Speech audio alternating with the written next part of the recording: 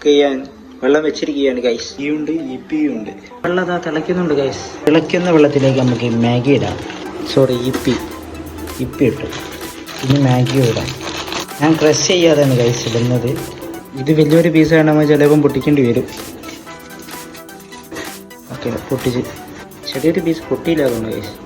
ഇതിൽ കുറച്ച് ബാക്കിയുണ്ട്, അതുകൂടി ഇടാം. ഇത് നന്നായിട്ട് ഇളക്കണം.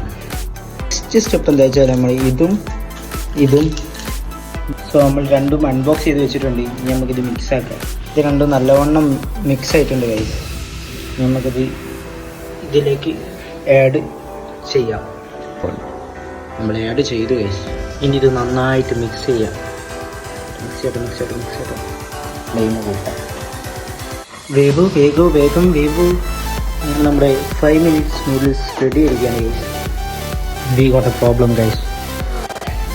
ഈ സാധനം ഇറക്കണമെങ്കിൽ നമുക്കൊരു പിടിക്കുന്ന സാധനമാണ്, അത് കാണുന്നില്ല. And we got A solution. ഇങ്ങനെ പിടിച്ച് ഇതിങ്ങനെ എടുക്കും നമ്മളിവിടെ.